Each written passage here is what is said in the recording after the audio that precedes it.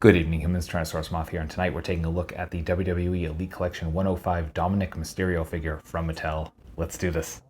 Aesthetically speaking, this figure looks great, except for one little bit of weirdness, which we'll get into, but overall, like, definitely a really good representation of Dirty Dom.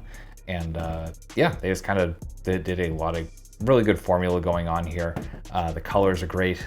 Really love that shade of purple, which carries through the pretty much entirety of the figure, except for down here where it's much darker purple. You can see the kind of Judgment Day symbol with the skull with the scales going on there. We have the Mysterio birds here on the thighs, and that is where the bit of weirdness comes in, not in the birds but in the sculpt of those thighs. You can see the kind of bowing going on here, and I don't think that's just mine. I think that's the mold itself. That's a really weird leg proportions. Let me put my hand there so you can kind of see, like, yeah, it's just, that's kind of strange. I don't know what legs these are, what figure these legs are from, pardon me, but yeah, that's definitely a very strange point. But beyond that, I mean, again, everything else looks very, very nice. Great tampos for the tattoos, nice and clear, all the way down at the hands. You can see you've got both sides. The DM on the back, so continues more of that design. So really cool. The likeness is, spot on. These head scans are insane. So yeah, just great likeness going on. I think they did a great sculpt with the hair as well, especially for this part of his look. He's changed his looks a lot, and yeah, they've done a pretty good job of capturing this particular point in time. So definitely a good looking figure. Not too much to speak of when it comes to accessories, but what we do have here is serviceable. So starting with hands, we do get a pair of C-grips, and then we get a pair of fists, and all hands have those tampos for the tattoos, so nice consistency. And then finally, we get a soft goods shirt. You can see the Judgment Day logo there with the Grim Reaper and the scales, and this is kind of the standard t-shirt with the Velcro on the back, so fits on the figure.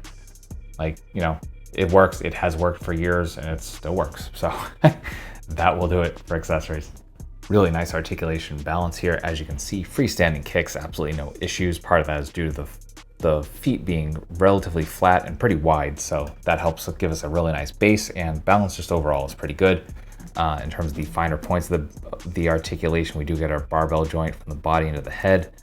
We get a little bit of up. The hair is actually sculpted such that it kind of moves out of the way. We get some nice down. Get a little bit of tilt. We get some rotation. We got hinge and swivel here at the shoulders, so you can come into a perfect T. We do have bicep swivel, double jointed elbows coming to there. We do get some hinge and swivel at the wrists, all horizontal. We get our standard ab crunch, which really doesn't get us too far. Kicks forward just enough. Then we get a little bit of an arch back, so not the best range, but it's definitely there. We do get a swivel at the waist. For hips coming out, not full splits, but definitely very nice range going on there. Front kick, full 90, perfect. We do get thigh swivel, double jointed knees, all the way up to there. We do get boot swivel, and then we get perfect point, some really nice forward, and then some rocker both in and out. So that will do it for articulation. Getting into size comparisons, here he is with some other members of Judgment Day,